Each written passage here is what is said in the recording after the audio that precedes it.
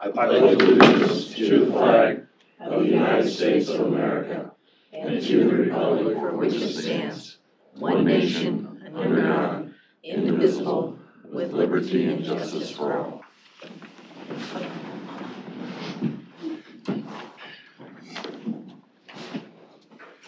All right, call the meeting to order. First thing on our agenda today is consent agenda. It is the minutes of our last meeting. No, well, are you doing this, Colford. Colford first? No. First two. I'll make a motion to approve the agenda for the other meeting. It's not on this script. What was your motion? Colford levy. Oh, we're gonna do that first?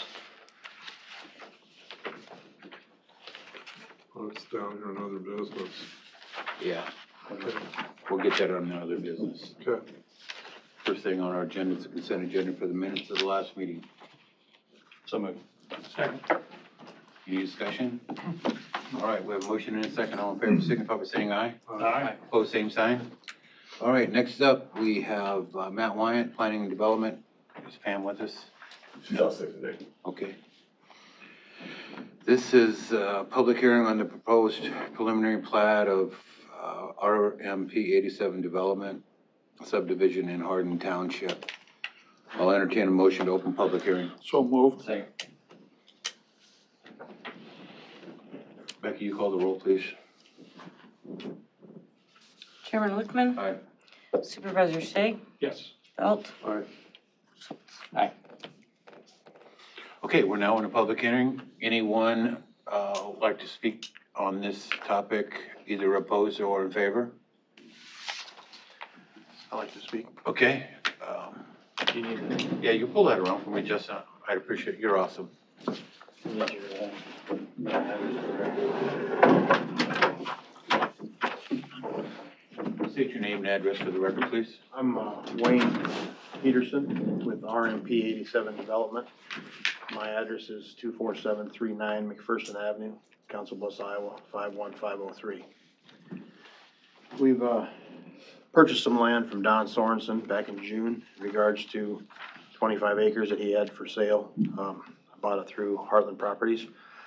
And we've been looking for about 5 or 6 years for a piece of ground in regards to building a ranch style home due to the fact that we've got a granddaughter that's got spina bifida. And we've been trying to find a home that was zero entry.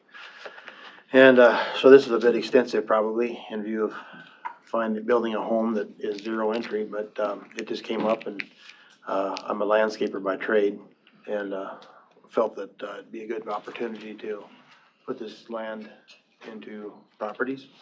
So we've worked with HGM and Associates as our engineers. They've done a very nice job of plotting it out and getting approved through the first hearing.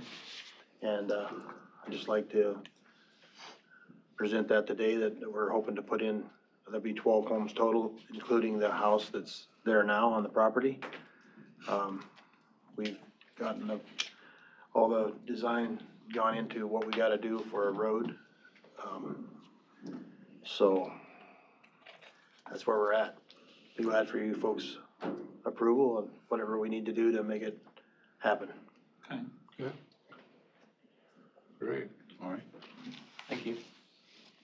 Anyone else speak either in favor or opposed? Motion to close public hearing? Second. We have a motion and a second to close public hearing. Becky, you call the roll, please. yes, Chairman Wickman, Aye. Supervisor Shea, Yes. Belt, All right. Matt, you're up. We did take this case before the planning commission. Planning commission did recommend their approval of the subdivision. That meeting was well attended by property owners that surround this area. They asked really good questions. Most of them pertain to drainage and what was gonna happen. With that, I think everybody left that meeting feeling okay with what it was going ahead. Wayne has put together a good team to help him out.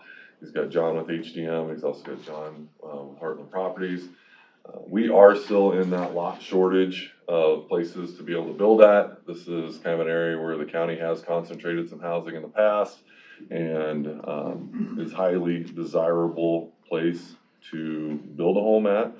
I think with the price of the lots that we have here, you know, we would be adding about 11 homes, probably at least $500,000 in plus valuation to it. So our recommendation would be to approve it. Now, how close is water to that, is it to that development, just to the west? It is not, currently it would be to okay. the north at the Sue Johnson Water Tower. Yeah, I saw that, and I just wondered if that development had water to it, and it's all well, correct? Right, we have well and septic corridors laid out for this development here. Okay, I'll make a motion to approve. and I would second that.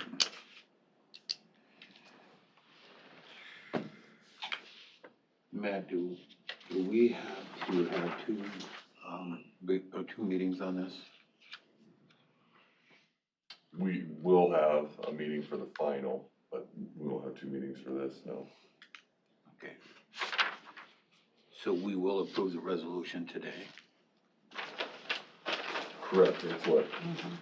Let me check the dates on it. Yes, we're approving it today. And this is for preliminary plat.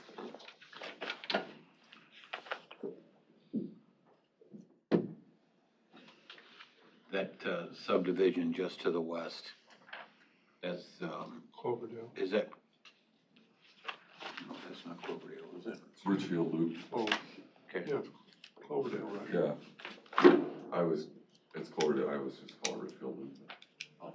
I didn't know it was Cloverdale. Mhm. And I mean to tell you, you learn a lot on this board. Yeah. Okay?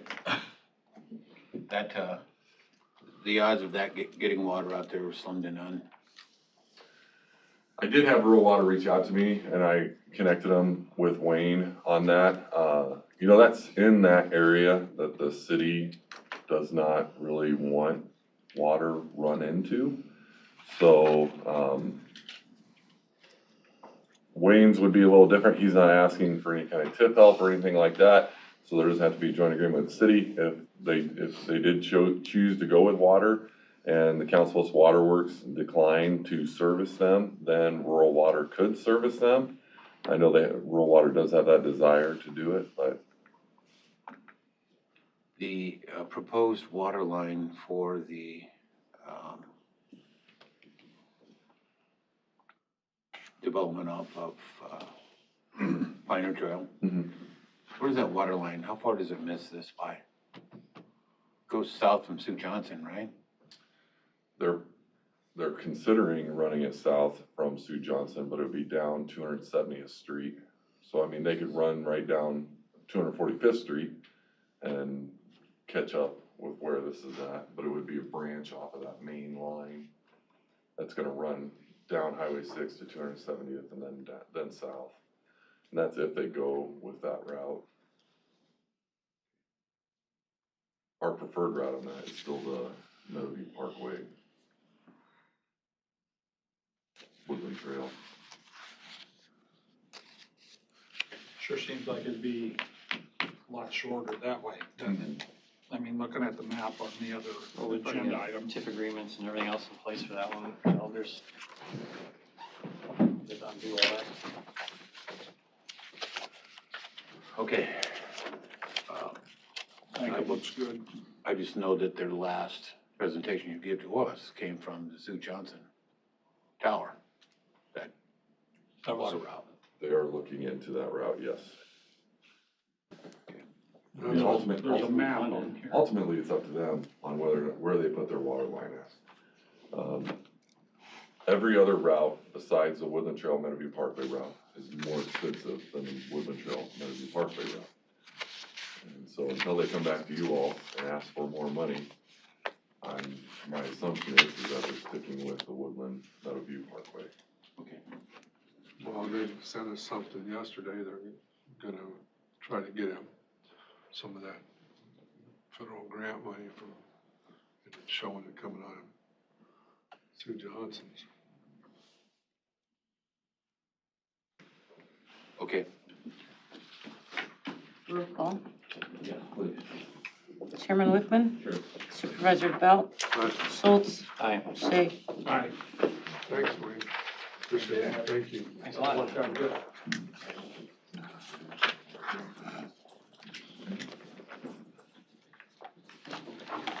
Okay, next up, we still have Matt Wyatt and Maria C., Public Health. And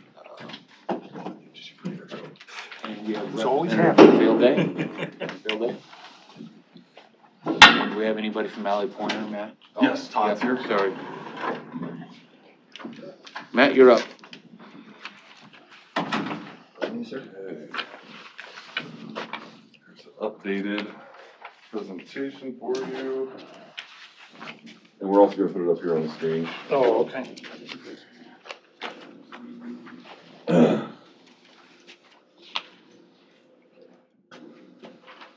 So this is an update on the new facility for Potawatomi County Public Health. Board recalls, we originally came in and had done some work, all the programming, a little bit of schematic design had been put into place for a facility that was about 25,000 square feet, almost 26,000 square feet. We realized that that was going to be too costly for us at this juncture for Potawatomi County.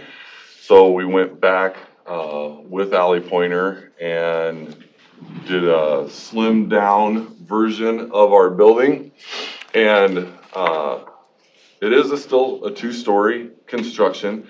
And after talking with Boyd Jones and Alley Pointer about it, there's savings in a 2-story construction that we're gonna get out of this. So if we go down to page 1 here, we'll see what or page 2, the first benefit of what we have is the way that this building, which is approximately 15,652 square feet right now, fits onto that corner of 5th Avenue and Pearl Street. We actually meet the parking requirements for the city, so we don't have to do another parking study to go along with this. Traffic flows nicely kind of in and out of that area. It would still allow us that main entry facing to the south, and would really kind of keep that historic design for the beginning of the Haymarket area there, which that 0 lot line building pushed kind of right up into the corner where the old armory used to sit at on there. So that's, you know, right away, that's kind of our first main benefit of what we're getting there is parking area, which is always at a premium down here. You go down to page 2. We then went and we looked at the interior of the building. Right here we have kind of our ground floor. We had that larger training room that kind of sat in that corner of 5th and Pearl. This is just, it's still gonna have a training room in it. It's a little bit smaller of a room, around 1,500 square feet. But I think it really makes our reception area more welcoming at this junction, you know, at this size here. It's got a nice reception area counter, place for the residents to come sit at. WIC is gonna be in this building. That's what you see highlighted in the green. The blue is the public health nursing areas, as well as Family Inc. would be coming in with their dental. And then you can see the nurses have a workstation up there in the upper left-hand corner. Main floor restrooms, one larger conference room down there for any public meet, you know, if we have to have somebody in there for some meetings.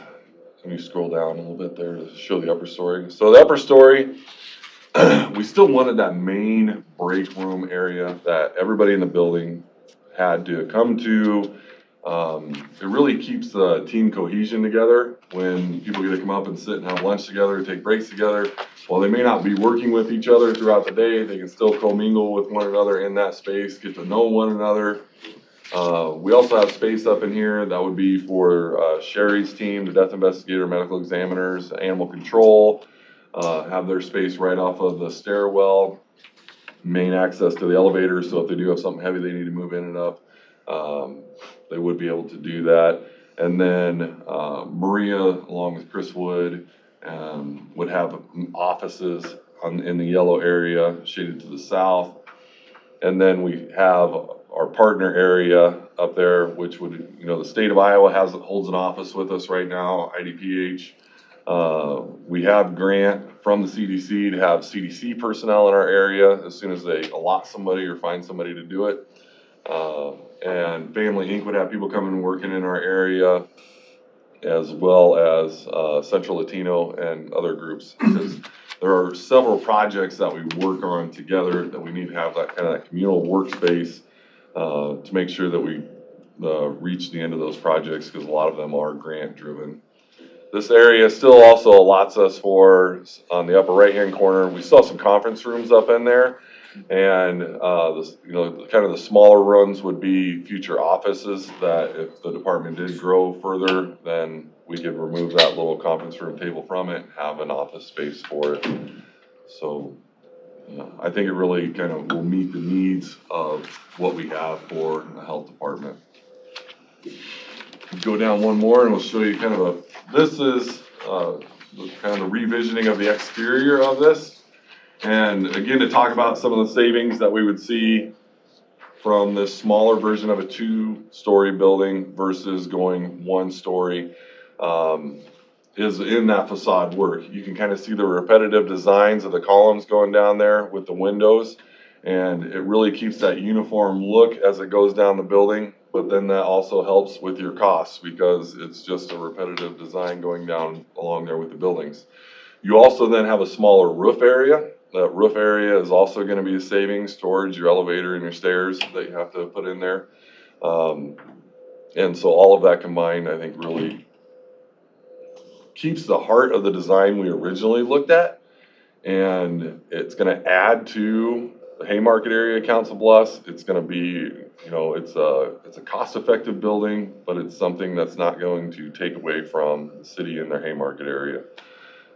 It'll be really functional for public health and the community to be able to come in, whether somebody's coming in with their children to do the vaccines for their kids, or they're coming in for WIC services, or any of the other number of services that we provide. It's going to give them that professional look, and they'll get, kind of the best service that we can provide. So if you scroll down, there's some more exterior views of that. This is at, the northeast corner, so you'd be standing kind of at the corner of Pearl and 5th Avenue looking back at the building. You can still, again, you can see the windows with the repetitive design on there. They did say that they have kind of an alternative for the window area where you can see the metal panels. They have some that would be all brick through there, but I asked them just to stick with this one because I do like the way that this looks on there, and it really kind of matches up with that other design A we little more have. modern, maybe? Yeah. You can get a lot of brick on there really quickly, and it kind of becomes overpowering to the structure itself. So I think this kind of really cleans things up. So is there only 2 exits, is that what I'm seeing? There would be total, there were some, this was kind of quickly done through there, but in the stairwell when you look back at the floor plan page of it, the stairwell, there would be a door going on the exterior out that way. There would be then 2 at the top, right next to that stairwell. There would be an exit door that goes out there. So you'd have 3 exits on your main floor, getting out of there. Yep. 1 or 2 of them would be, 2 of them would be employee only, and then the main entrance there for the public. Matt, what did we leave out from the bigger building? $6 million. Different, I know that, but what I'm asking is what departments did we just? We didn't leave any departments out. What I will say that we have done is we have cut down on the ability to grow to grow a lot in this space. So if you were to say, is this a 50-year building for the public health department? Probably not without some sort of an addition on it, right?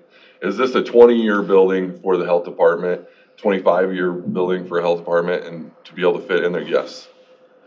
But in the future, at some point in time, long past us, let's hope, somebody's going to come in and say, hey, we have to do an addition onto this building. And that's another benefit of keeping it the 2-story design the way that we have here is you would be able to, and we talked about this as with Alley Pointer and Field Day, that you would be able to do an L-shaped addition on there along Pearl Street if, the time came, and grow that building out. They would probably have to do something, they would have to do something with parking at that point in time, but you would be able to add on to this building when it came time for that. But a lot of the meeting spaces were cut out, the large room, and this was, it was something that I just pushed hard for at the time, because I felt like for Potawatomi County, in our own space, we don't have a large meeting space where we can put a lot of people in it. If you were as a board of supervisors, we're gonna hold a contentious style meeting or something that the public was really interested in, they always end up sitting out here in the hallway. Never. It doesn't. That doesn't. But they always end up standing in the hallways, or, kind of down. This would have given us an area that we owned to be able to go over and hold that meeting in. As it works out, it's not the time to do that right now. We could use the library or something close by to hold something like How big that. is that room now, though? I believe it was like 1,500 square feet. Yeah, I think it's around there. Okay. Yeah, that's what you said. And this one, the difference in design here too is it's 1,500 square feet, one story. The other room went up 2 stories. It was a large Yeah, open yeah. ceiling. Right.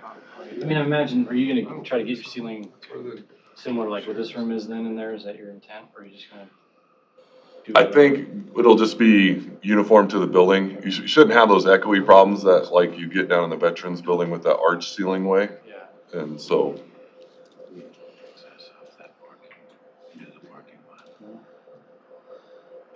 Oh, Medical examiner's piece too, didn't you? they took the singular restroom out. They wanted kind of their own bathroom, which is, I think if you asked all the employees what their desire would be to have their own restroom, they would all want it, but it's kind of one of those benefits we had to take out. Well, it had a shower in it, didn't it? Had a boot wash area. Yeah. Yeah. that looks like it's still in this upper floor one, isn't it? They're yes, so in that bathroom, it's not in their area anymore, but you can kind of see, yes, Where the exit there you go. is. That's second floor? Yeah. Yeah, Point that out again, Mitch. Right there, okay. Yes, okay. Sure looks like a shower.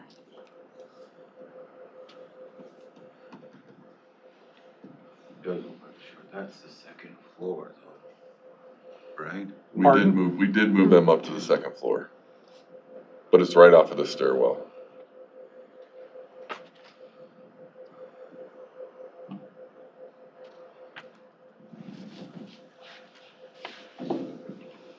Matt, if you go back to the site plan, Scroll up. There you go. that entrance is off of Fifth Avenue, I take it, right? Correct. That isn't. Yes. Well, as far No. as the parking lot. Driving in. It says entrance on the right, south okay, side. Okay, No, I'm talking about the drive. drive. Oh, okay. The, Just where it is now. Basically. do we see a traffic issue there with the entrance to the courthouse right there as well? I thought we had an entrance off of We would've if we'd had that south lot. Main. We talked about an entrance coming off of Pearl Street there. Or is it Main or Pearl? I think it's whatever it is. We did talk about that.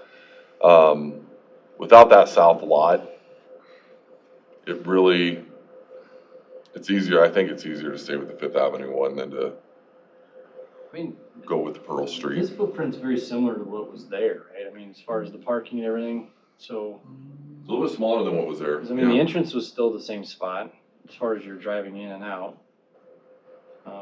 Your parking might be maybe a little more now, cause you're parking against the building we didn't have before on the south side. We used to always park at an angle back over there, now you have parking that you drive right up to the building, cause that's where the building used to be. Right? 'Cause it Right. was Many parking 20,000 square spots. feet before. Yeah, it was 10,000 square feet each level, that other one was. So, I mean, we're a little bit smaller, but I think, it should fit pretty nice in there. City's okay with everything? You run it by them yet? Well, so the steps that have been taken with the city, they were talked to about the parking portion of it, make sure we met those criteria. We're working on the rezoning piece of it right now. That lot over there, currently resides in 3 different zoning districts, so it's gonna be all, gonna be uniform zoning over it. Another pro to this design is that we don't have to ask for anything additional from the city as far as their historical standards, because we are a 2-story building. We're kind of meeting the criteria that's set out there, so we don't have to ask for a variance or anything like that. You said there's 3 different zonings? It's 3 different zoning districts right now. I can't tell you which ones they are, but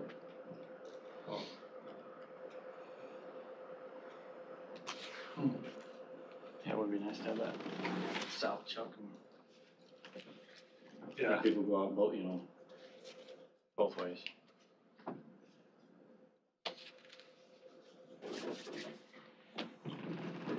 But we know what it takes to get that lot. We do. Your preliminary money is what? so we believe that this building is gonna come in right around the $6 million mark.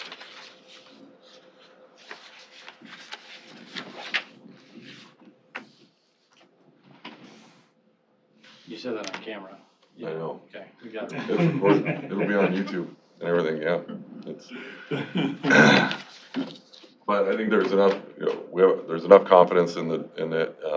We talked to enough people. I think, both Field Day and Ally Pointer have been great, with their teams, going back with Boyd Jones and talking to them and trying to get up-to-date pricing estimates on where we're seeing things at, and we should be right about that $6 million mark. So what kind of timeline would you look at if we get this all approved? I mean, realistically, how long does it take to build this building? About a year from once, from construction. Once you get a green light kind of thing, about a year, you said? Heck, that's a lot quicker than the courthouse. It's still going on after 3 years.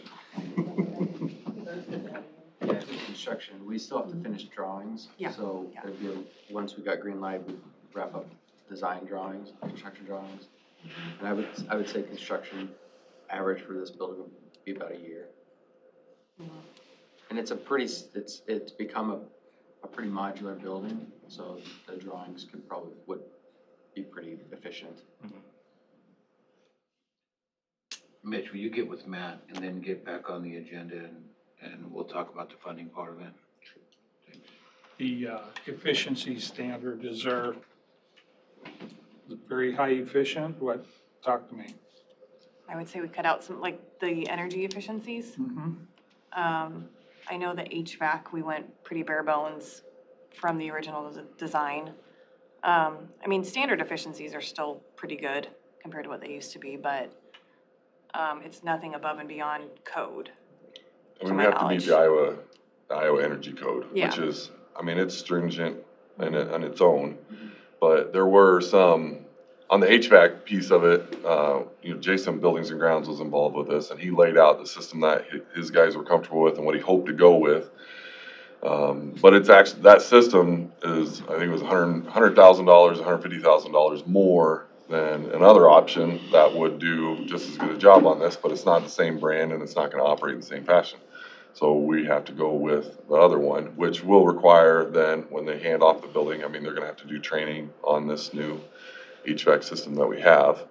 But I don't think it's, and even Jason thought it wasn't anything that his guys couldn't handle. He just wanted to keep that synergy and systems that they were using over here at the courthouse to be the same over there. So this numbers don't include security and furniture and all the other things that need to go inside this building, right? The furniture part of it, you're right. We took the furniture piece out and said we will furnish the building. We didn't want that cost figured in with it. There is some of the IT security pieces of it that are in there. But it won't include, like, this is the camera you're gonna get. We're gonna have to pick out the cameras that match up with the system David and the sheriff's department has to put in the building. So all the IT stuff is not figured in then? I would say just the just the security portion of it is not figured in. Everything else is there. Your lines, your phones, all that stuff we already have. Yeah. Computers, I mean, we already have our computers. There are some, you know, the meeting rooms, we have that $299,000 from the state that we will spend to upgrade the meeting rooms with screens, TVs on the wall, things like that. We've already paid for the fiber to run over to that building that's sitting in the basement of this one right now, coiled up to run through the conduit as soon as that one's constructed. And that came out of that $299,000. Is there any contingency on this number then? Yeah, when we presented, it was about, it was a 15% contingency. I think it was even higher on the first, because there was like an accelerated cost. Well, and they took out the escalation. Yeah. There was a 7% escalation on the first budget, and they removed that on this one. Trying to work their way down to Escalation on materials and materials. stuff? Yep. Contingencies. What's the trend right now? Are we going down with that a little bit in your buildings? From what I've seen, yes, it's still volatile, but, Right. but there's a lot of commodities that have, like copper, for instance, Yeah. has gone way down. It's just, you know, kind of a matter of what happens in the next few months, but it's trending that way. At least What about plateauing. availability? I mean, are you able to get the stuff? 'Cause I mean, There's long this lead building, we had items. to buy it ahead of time, you know? Is it gonna be the same situation, you think, or? Rooftop units on another project, I have are 32 weeks out. Windows were 34 weeks out, so, but we know that going in, and we know that information from the subs, so we order it, you know, in appropriate time. Yeah. Yeah, it's unreal. Okay, you don't want anything from us today. You get back on the agenda with Mitch and talk about the funding. I'd also like you to keep in mind the HVAC system that Jason preferred. I mean, that's something I think we should take a look at. That would, to me, that was the first thing. If we have the ability to add in, I wanted to make sure that we were able to add that in first, kind of on the list of high priority items. I mean, if something else, you know, say something came in, and, you know, maybe the windows come in and they're way cheaper than what was expected, and they say, hey, you know, I would like to be able to add that back in first before I said, you know, then give us fancy marble floors, bathroom. I would agree with what you're saying. I want to get efficient. The more efficient, the better for our taxpayers. Because we're talking a building that's going to be here a long time. Okay. Thanks, you guys. Yeah, Appreciate it. Thank you. we'll keep moving forward. Better. Definitely. Wrote down 6 million on this, so we know. We're collecting cans. How fancy did you want those windows?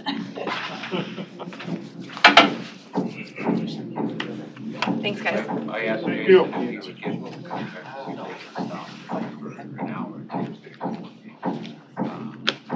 Bertie, is Cammy coming with you? I thought she was going to be here, but obviously she's not. Well, come on up, so we can hear you. Get in the hot seat.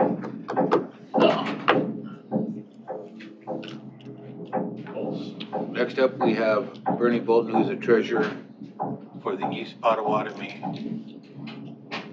Soil and Water Conservation Discussion Decision regarding the beaver issues in the county. Bernie, go ahead. You can sit. I can sit down. It doesn't make any difference. What we're here about is talking about the beaver problems we have in our areas where we have drainage. You fellas all were out there along with Susan on our tour here just a couple of weeks ago and really got to see the problem. We have the beaver pull in and build a dam. We spend from $1,000 to $2,500 to tear them out. 2 months later, those little engineers go right back to work and build it right back again. And it's become one of the things that we we just normally know whenever one of the cooperators come in and say, hey, the water's backed up 5 foot, 10 foot deep, we gotta go take it out of there to get it cleaned out again. And I know that our office sent over to you fellows one of the deals from Shelby County. Shelby County has been putting about $5,000 into the beaver program the last 3 or 4 years. Been very successful for them. We've talked about whether we could do that or not. It's a very simple deal. The trappers go out, trap the beaver, bring in beaver tail, the tails off of them. They are doing a deal of $25 a beaver tail. The beaver season is open from, I believe, approximately November 15th to April 1st. If we had John Rasmussen here, your county engineer, he loves to trap, he'd tell you all about that too. So he's good at it and enjoys doing it. And I know there's gentlemen around, the pelts are not worth hardly anything now. So that's their only encouragement to go out and trap beaver, is to have a bounty on them. And so we've talked to some of the fellows that do trap and say, hey, would you be interested in this? Yes, if we got some payment, we'd go out and do it for you. And we could just eliminate those $1,000 to $2,500 deals tearing out dams every year. And we seem to have 1 or 2 every year that we're tearing out. And fortunately, you folks have been very good about setting up a little pot there that we have to work out of. But it just seems like it's a waste to me and to my colleagues that we tear them out and they build them back. Speak of the damage, that will help us, the damage that happens. And the damage that happens, it just simply backs the water up slowly out onto their farm ground, and also the debris that we get out of it when we tear them out. You about have to pile the debris someplace, let it dry out a while, and then burn it sometime in the future. It's just one of the maintenance things. We always have maintenance on everything we do, but this is one of the ones that certainly if we trapped them and didn't have them around there, we would eliminate a lot of problems. Do you use lost money for it, or what do you use? No, we, Use the money we give you annually, the yes, 15,000? we have a little bit we draw on if we need to. And once in a while, we use some of our own lost money if that's used up, trying to keep them out. As far as our cooperators and the farmers, they just come in right away because once the water's dammed up, Right. they're in trouble. Well, they have the same problem with west side too, Mhm. the beaver problem. Even more so probably because of all the structures that are over here and such, so. Those beaver are the greatest engineers there Oh, are. yeah, oh, yeah. I read the Shelby County one that you gave us, appreciate that. They're doing theirs through their conservation board. Mhm. Where are you guys anticipating them bringing the beaver tail to then? We chuckled about that and thought it would be interesting to go ahead and let them do it if we got it done. We really thought that maybe once a month we'd just have it at our own office and have them bring them in, and not let them bring them in every day, just have a day that you had the delivery. So you'd get them all at once, and if they wanted to retain the pelts that way, all they had to do is bring the tails in. And we would tag them so when we disposed of them, or if they didn't want them back, they couldn't come back in again for another payday on them, so. Bernie, if I can ask, you said that when you have to clear out a dam, you use some of the funds that we already provide to you? Yes, Would those funds be available for this?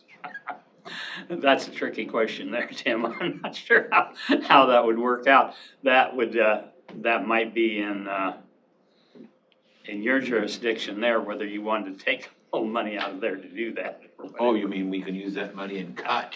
Well, we give you a little bit. There's years that we use, I think you set aside 5 and 10, a little more in West Pot and you do East Pot for those little maintenance deals on those things.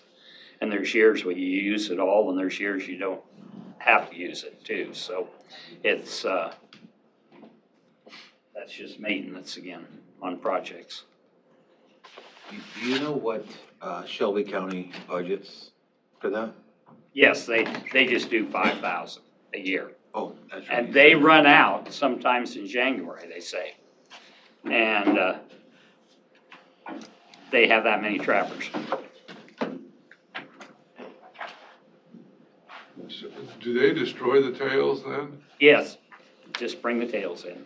No, but you don't want the guy to bring his tails from Shelby down to Pot County. We had discussed the very possibility of us starting out at $20 a tail. So it didn't encourage the ones in Shelby County to come down to Pot County when they had Shelby County used up, the money used up. So we'd make sure they used all of theirs first, at least. We did discuss that. But I think you fellows saw the damage. Oh, they yeah, did. yeah. You know, I mean, how many beavers, you think we got 200 beavers in our county?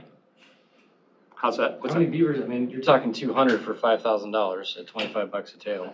You will get into a beaver dam and you can have up to 15, 20 beaver in that dam. Wow. It's amazing. Yeah. I kidded them, but we had a beaver dam, we have a very large creek go through our south farm. This happened approximately 25 years ago.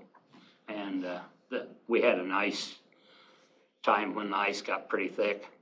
And we had some hunters that left the gate open on my property. And one morning I went down to feed the heifers. There were 5 heifers below the water and a bull, and 2 made it out. And that beaver dam was that deep, and it hadn't been there the fall before. And that was over 10 feet deep. And of course, we needed to get the dead animals out of there. And I got a gentleman that used dynamite, and they blew the dam. And we really didn't have beaver there for the next several years. I told some people that was the easiest way to get rid of beaver. Maybe not the best way, I don't know about that. But we had to get the heifers out of and get them out of the ice and get them out of there, so we cleaned it out. Come over here to the courthouse and got permission and got our deals for the dynamite and took care of it. That, the dam that we saw when we were on the tour, what creek was that in? It was the one there on the Applegate Place right off of Nishnabotna, wasn't it? Yes, I didn't get on the tour that day, Tim. I apologize for that. I was there that morning and I come back to eat lunch with you, but we had a very large. it was right under the bridge. Mhm. And one of the things the engineer's always worried about, that extra water on the bridge. Exactly. Then it plugs up the drainage You bet. tubes under the levees and whatever. I'd like to see us do this. I just think we try to do it for the whole county rather than, East-west. yeah. I mean, if we can get that coordinated somehow with. I truthfully think it should be too, and we did visit, we were having a little discussion about our educational person just earlier this week, and I think Don was thinking it'd be good to be in West Pot too, so that would be, the only thing I would say about that is we might have even more trappers if we have as large as our county is. Right. It might be gone in no time at all if you get a few people out. Well, I mean, the amount of money you're saying it takes to remove one of those, I mean, you're money ahead by doing this program anyway, right? I mean, you had 4 dams, you're talking 10 grand. So, You still have to get rid of the dam. Yeah, you would have to eliminate any large dams, yes, after the beaver were out of there, but at least you wouldn't have them built back right away. Good trapper can get beaver out pretty easily, they say, the ones that know what they're doing with it. They can move into an area and really pull them out quickly. And then you would, yes, you'd need to go on ahead and tear it out, but it would be, in the future, you shouldn't have those dams built if you get rid of the beaver population in those creeks, Well, they plug up those, tubes, I know, right? on the west side a lot. I don't know how many dams there are over there.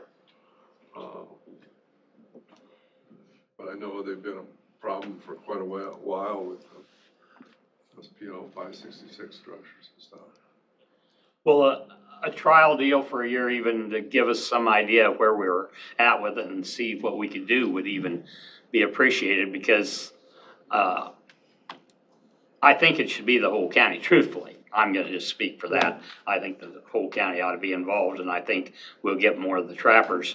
And I know there are a few, like John Rasmussen over here, that do some trapping now.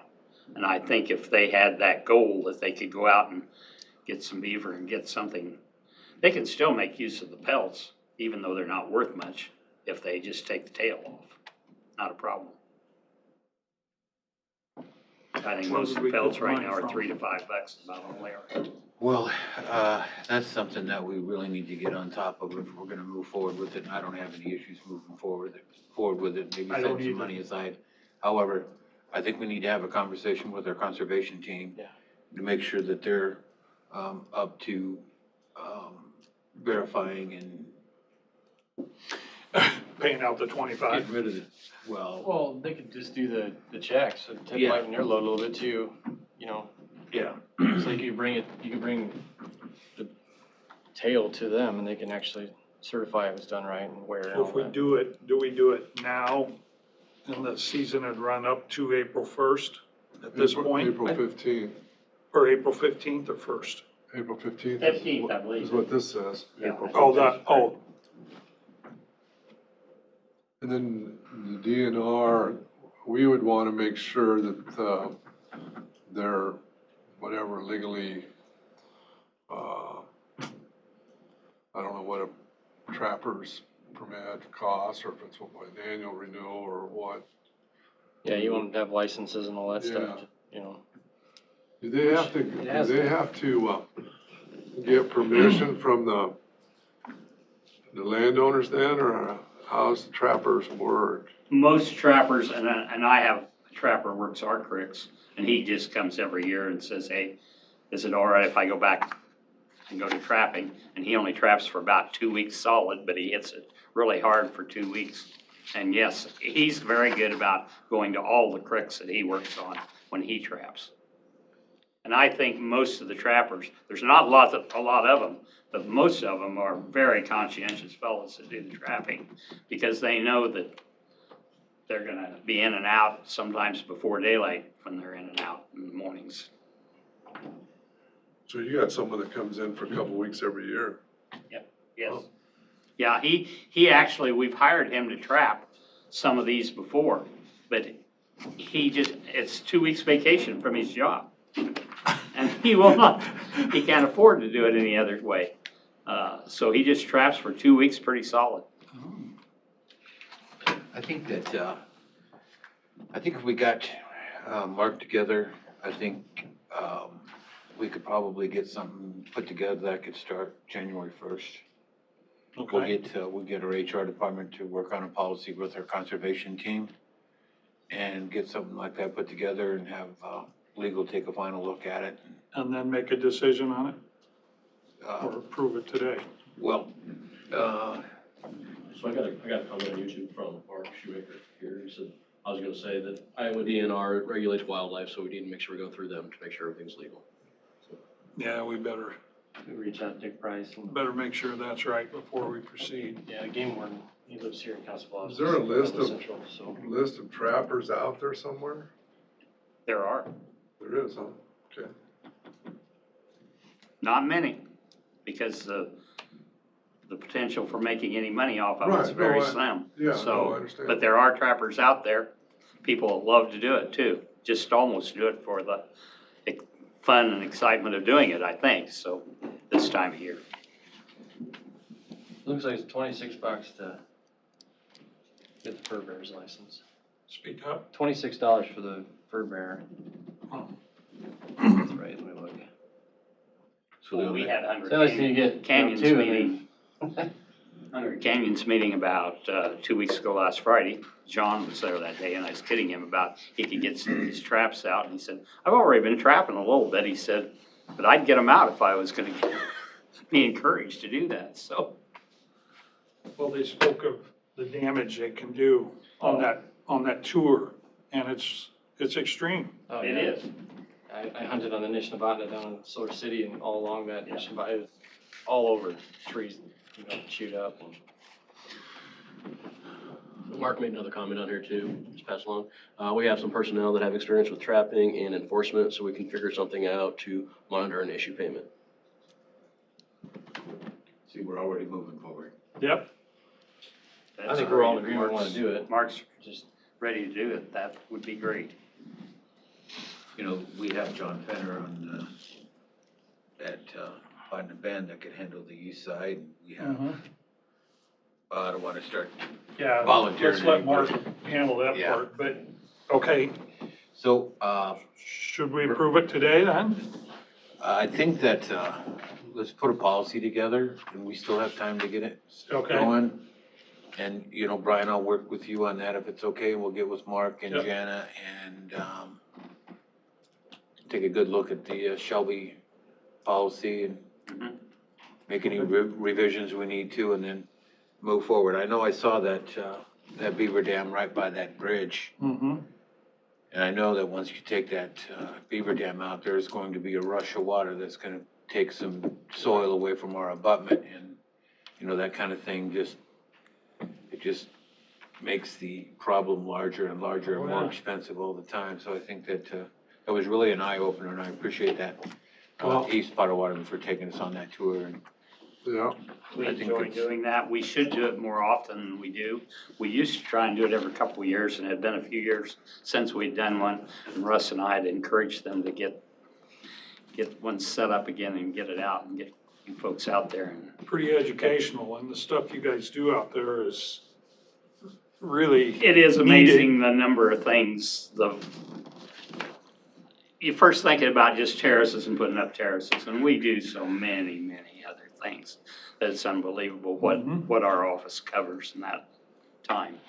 no, because they require, the Shelby County one requires that either the tenant or the landlord, sign sign off on this too. From the trap. And then it's got the DNR customer number ID on there.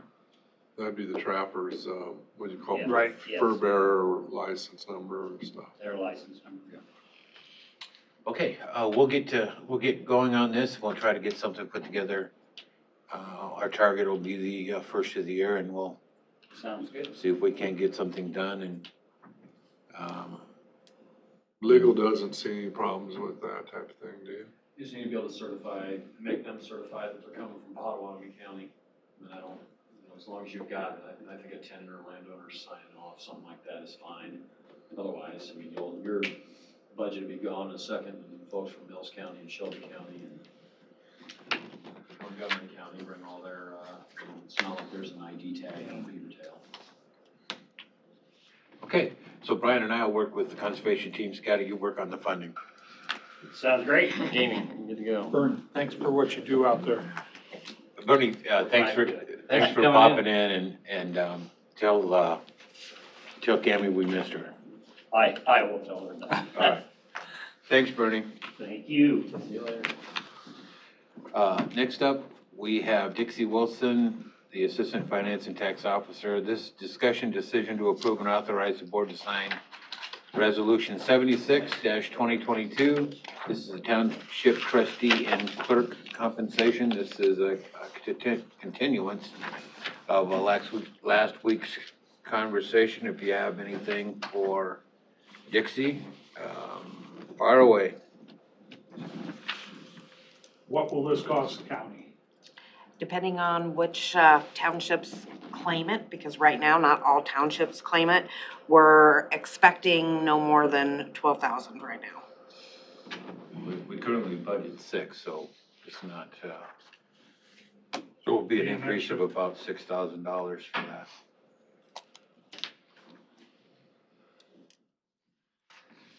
It's hard to get trustees.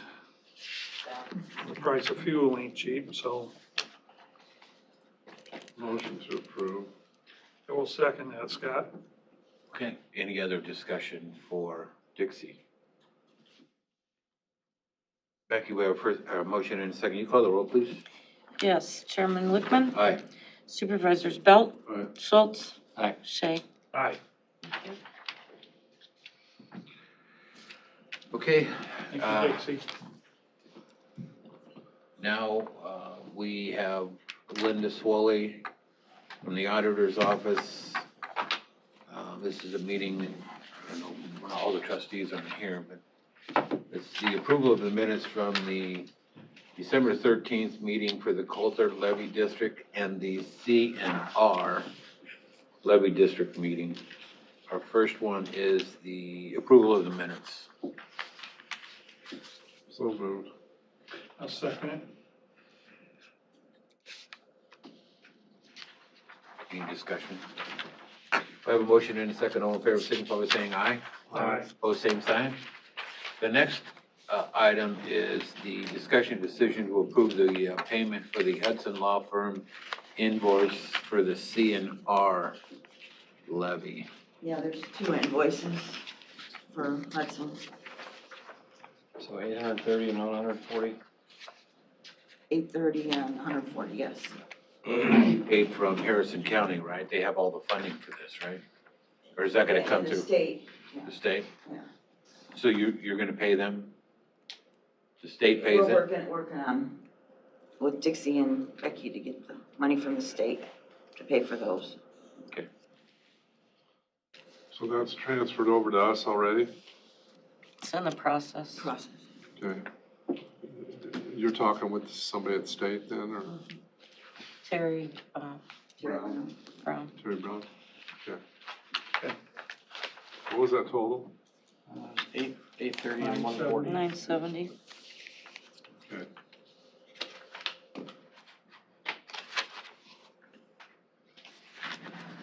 Did you move that, Scott? Yeah, I can make that motion. I'll second. Any other discussion for Dixie? I'm sorry, Dixie or Linda or Becky? We have a motion and a second. All in favor, signify by saying aye. Aye. Opposed, same sign. All right, thanks. Thank you. Thanks. Next up, we have Anna Lemrick. Discussion and or decision on policy for leave balance and payout for elected officials. Jan and Lemrick, you are up.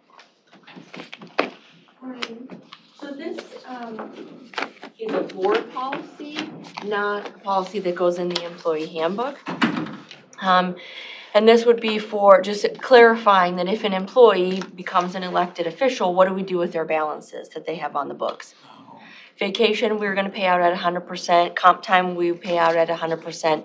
But there's been a question on what do we do with sick time? Because once they become an elected official, they no longer are earning that sick time to then cash out when they retire.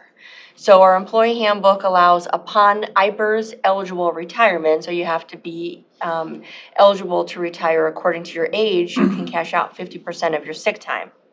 The deputies union contract and the detention officers union contract, theirs is higher cash out, but they also tie it towards years of service. So number one, you have to be eligible to retire based on your age, certain number of years of service, and then a percentage tiered from there.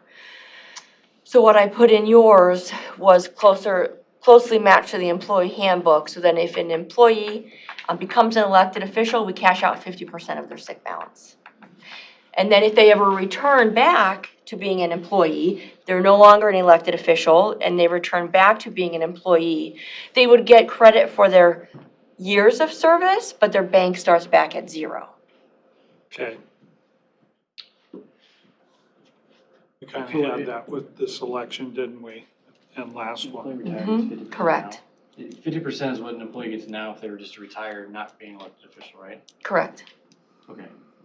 And so you're saying if they become one and they're eligible, then they can get 50%? Well, no, how I wrote it is if they become one, but they're not eligible to retire, they get the 50%. Because what we have run into in the past 2 years. Oh, yeah. I mean, Yeah. I won't get into that, but I I mean, we could put the age requirement, but I doubt that would ever happen. The payout will follow our current handbook, right? So depending on how many hours you get or you have in your bank, that determines the percentage of payout. Our employee handbook is not written, well, yes. Well, no. Well, I thought I wrote- if you're maxed out, you get 50%, and it's below that, you get a lesser percentage. You are correct. It's anywhere from 0 to 50%, you're right, based on how many hours you have accrued in the employee handbook. But how I wrote your policy was, whatever they have, they get 50%. I can certainly change that if the board would like that wording to match this. So based on the number of hours you have in the employee handbook equals your percentage payout. But I just wrote yours to equal 50%. And really, the reasoning behind this whole policy is that if an employee becomes an elected official, they no longer are earning that sick time to put towards that cash out at retirement. Yeah, So and I they, think probably the bigger issue is that what we had was instances where elected officials had all that money or all those hours banked up at a pay rate that they were at, and then, 28 years later goes to cash that out at the new rate. that pay rate's different, yeah. I think that's kind of where we want to avoid that. So, I mean, I'm. Yeah, so it is written in there that the pay rate Immediately. will be the employee pay rate of that job, not the elected official pay rate. Right. Yeah, Correct. yeah, because I mean, and unfortunately for Marilyn Drake, we just didn't have the records. So Right. she was Right. completely unable to take advantage of that, so. Yeah, we did not have those records going back that far. So would the board prefer to take the language out of the employee handbook? So for example, the employee handbook says if you have 0 to 599 hours accrued, you get 0%. If you have 600 to 750 hours accrued, you get 25%, so on and so forth, up to 50%. Or would you like to just say it's just 50%? I mean, I'm more Well, inclined when they move to, we're just talking about when someone moves up, Yes, when someone becomes an elected official. it's and this kind of covers pretty that. rare, right? I mean, you're not, hasn't been rare in my term, but we've had 3, but, 3. Before that, it had been a really long time. I think before that, Marilyn Jo Drake might have been, Marilyn Drake and Sheriff Denker were the 2. yeah. And then we had Sheriff Brown and Andrew. Andrew Moats now, so. Right, so the chances of this happening, it's not gonna happen that often, but it could happen. Well. Yeah, it's hard for me to put an escalator in there. I feel like 50% is fair, but that's me. What'd you say, Justin? Just 50%, because I mean, I feel like that's what we've done for the others, so to now change it and then, And it says in the policy, there's. elected I suppose officials. there'd be potential for, if someone ran for auditor or something next go round. I mean, that could potentially happen, I guess, but. Mm-hmm.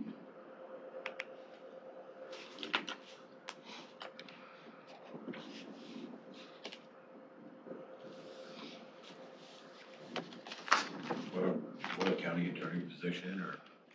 County attorney. Unopposed. Yeah, we're stuck with him until he retires. What's the pleasure of the board? Just motion to approve. I'd second that. Okay, any other discussion for Janet? No, thanks for putting it together. You're welcome. Yeah. And so that document will live in your board, yeah, in your board files. If we can think of a better place to make it or put it on the website or something, we can do that. But right now, it'll just be in the board files. Okay, we have a motion and a second. All in favor, signify by saying aye. Aye. Opposed, same sign. Janet, thank you so much for Thanks. that. You're welcome. Next up, Mitch Kai, our Director of Finance and Budget. Mitch, you're gonna discuss, this discussion decision on the use of ARPA funds for the small town projects. Yes. So you, Mitch, you're up. Were you able to reach all of those? Well, I got a hold of a majority of them. I talked to quite a few of them too. Here's a handout for you. Thank you.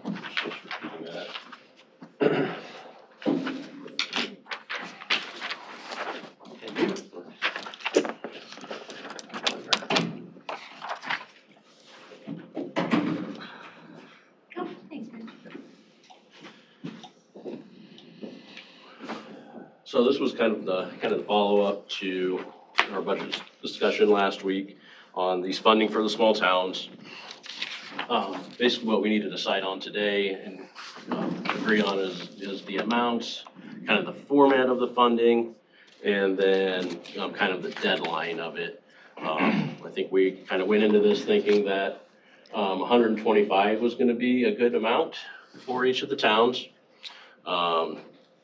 We're going to try to put it in the form of a forgivable loan.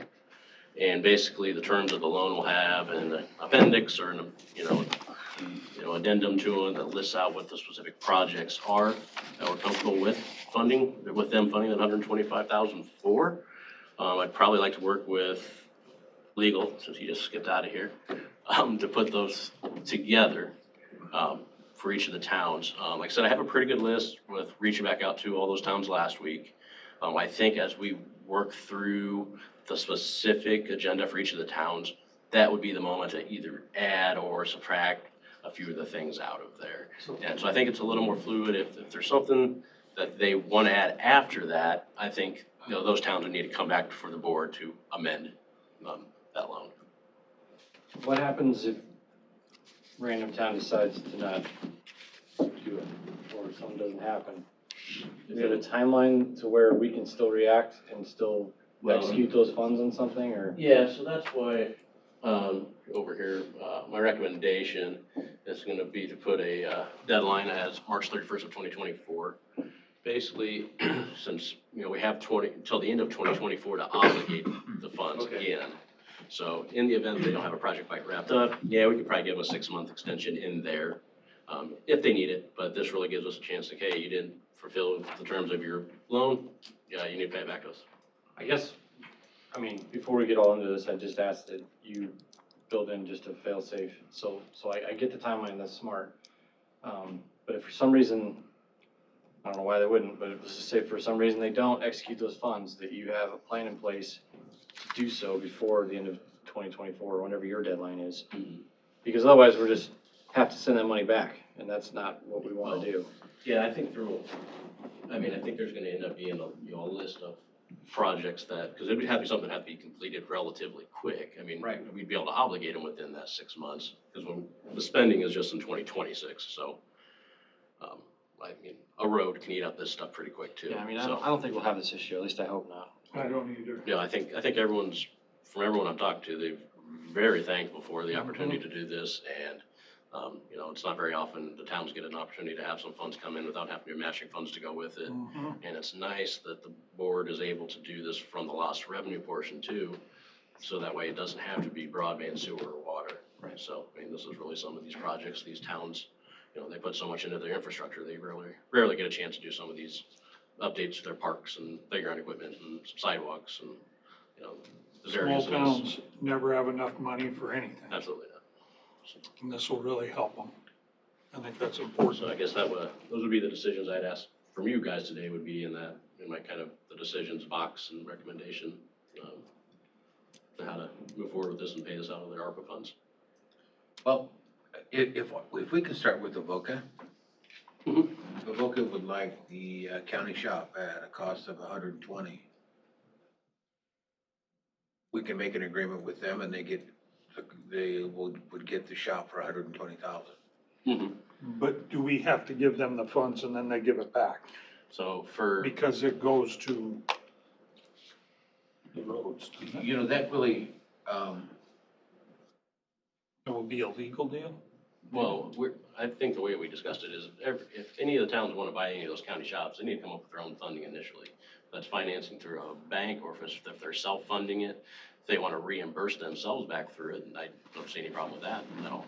But Okay. I think not giving them the money and then, only giving them 5,000 extra, I don't Right. think that's the way to go. I don't think it is either.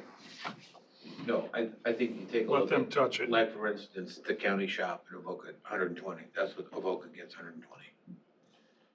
Carson wants an ambulance, demo 2 buildings, and water and sewer loop.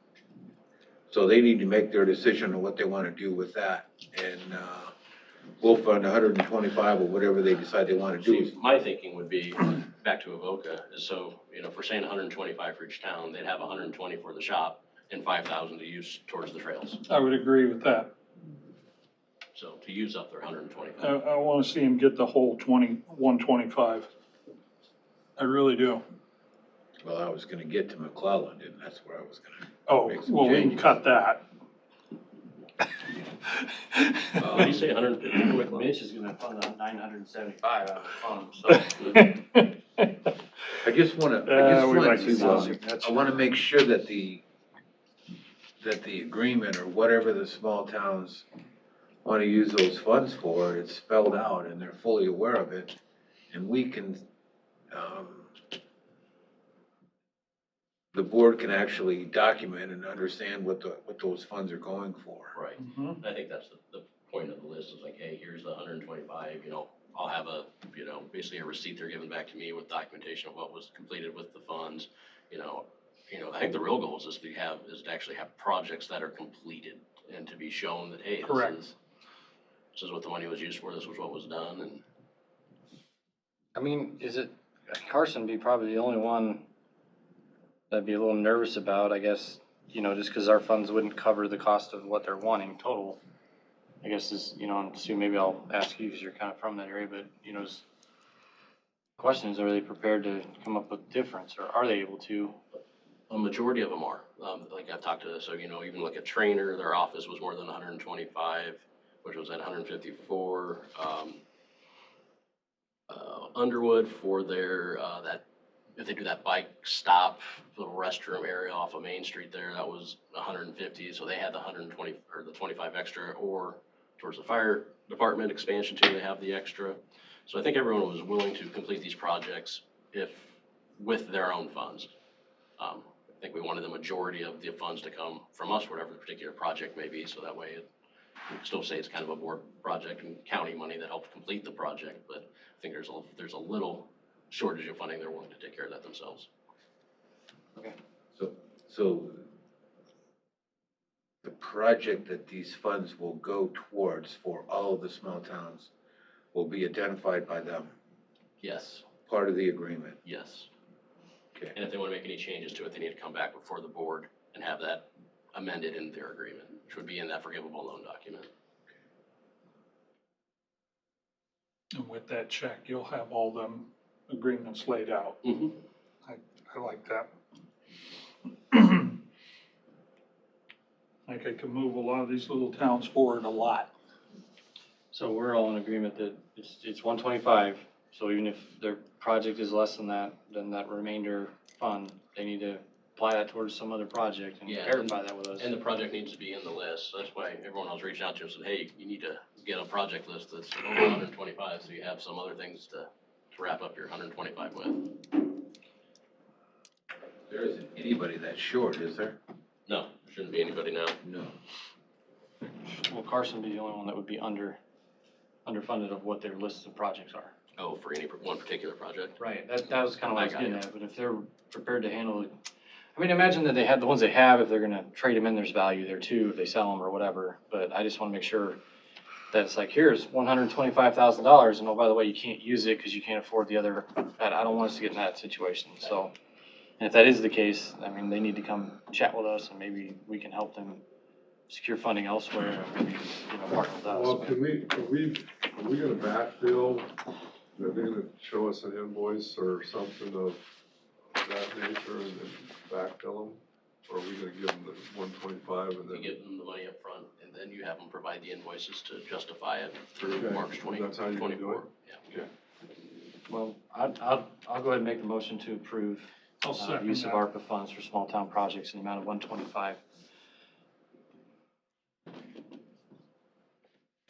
When will you get those agreements put together?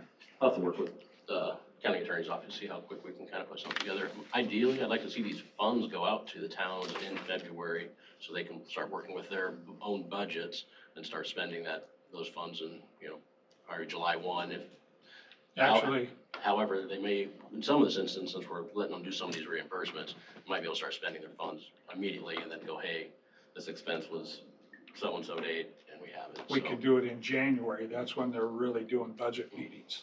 yeah, so, So rather than February. yeah, I just think between the agreements, getting them in here, getting them signed, I mean, ideally, it'd be nice to get the money out. Susan, what are the two buildings in Carson that need tore down? The one between the fire station and the post office. And it's my understanding that they've got funding secured for most of it. And Good. demo's gonna start January 1, or right after Oh, the first good. of the year. Okay, Or they're gonna start shoring up the foundation on the surviving building. Yeah. okay. Who owns them now? The city? The city owns them now, Mhm. and there is a new business that is interested in buying this front and putting in a viable retail establishment, so, Good, yeah, it sounds really positive. good. Mitch, I'd just ask, as you communicate with these small towns on this, going forward, that you just make sure that they know that they can reach out to you and give a pulse of what other projects might be out there. Because I think a lot of what happens when we see all these projects, I mean, some of these were the first time I ever even heard of them, and that's unfortunate because there might have been opportunities along the way, my last two terms that we might have been able to partner on some of this stuff. And I want to make sure that, I'm not saying we always will, but if there's potential, this board can work with them and help them secure funds. I want them to know that we absolutely will be there to support them. There's a possibility of taking that money and matching grants on some of this too. Absolutely. But the thing is, if we don't know, we don't know. And we're not gonna, as a Right. county, go and meddle in their local government either. So I think it's important that if there is a project they want our help or to partner, that they at least, at a minimum, Right. so you can bring it to the board and, No, and that'll be nice too, basically over the next 2 years at least, while we're going through this, so we'll be open communication back and forth all the way around, so if Yeah. it pops up, we'll know about it. I So, mean, they might be able to get a city's grant for something, for example, and they're 50,000 short, and maybe the county can find a way to help them, and they need to know that we got that we will support them, so. sounds good. They would Justin, all have the ability. is your motion to approve ARPA funds for small town projects as follows? 125,000 to each. Yeah, and Do you just want kind anything of, added? in terms of a forgivable loan, right, is that what Yeah. you said, Mitch? Okay. Or it might even just be as written in the contract that you develop with them. Yeah, maybe leave that out just because that might not be the exact way that legal wants to handle it either, but that's. It's just the amount of 125, I guess, let's put it Okay, there, and then all Mitch right. can sort out the legal piece of that with. Gotcha, thank you. And you That- seconded? I second it. Okay. That should allow them, opportunities to go to other grant entities and match that funding potentially. Absolutely. If they, There's a possibility of turning that 125 into a nice hunk of money. The problem a lot of the towns run into is definitely the median income is just too high for for majority of the towns. So, don't qualify for any grants unless it's basically through iOS and the city's program, which is, I think, is taking a year off this next coming year maybe. So this is a really good time for the counties. They just have to obligate the funds by that date, correct? So like, the construction on these things, or does the project need to be completed by the 24th? I think it should be tried to be completed by then. yep, I agree with that. Well, and I guess my line of thinking there, just so everyone's aware, is that if, let's just say hypothetically, Carson is short, whatever amount to do that project, they may need some time to build those funds. And that, I guess what I'm getting at is, if they're pushing up on that date, Well, I think that's why it's a little. we're giving them 15 months, basically. Well, not even that, we're gonna give them a year and 1 month to execute the funds. Well, So what if you can't levy what if you can't schedule the construction project to happen in that timeline? That's what I'm getting I at. think there's I don't want to say it about too much, but I think there'd be a little latitude to amend some dates for individual towns if they need it. I don't want it to be a green light, like, hey, you all have more time, but. Carson may choose the ambulance is more important. Well, and it may not be available till after June of 2024. Yeah, I just wanna make sure that we're Takes a while, doesn't it? mindful. I want the towns to get the money, not have it come back to us, I think we'll make it work, and I think the towns will get the money. We'll get it used up, so. That's what I want to see. Any other discussion from Mitch? No, Mitch, thank you for putting this all together for us. Yeah. I mean, I know it's not easy to do and calling all these folks and tracking them down and, you know, thank you for that. Yeah, So, it's a good deal. nice job. Well, I know the bus trip that Advanced Southwest Iowa coordinated was huge for getting a lot of this stuff centralized too, and that was well done. Okay, we have a motion and a second. All in favor, signify by saying aye. Aye. Opposed, same sign. All right, next up, public comments. Anyone sign our sheet? No. All right, rocking on.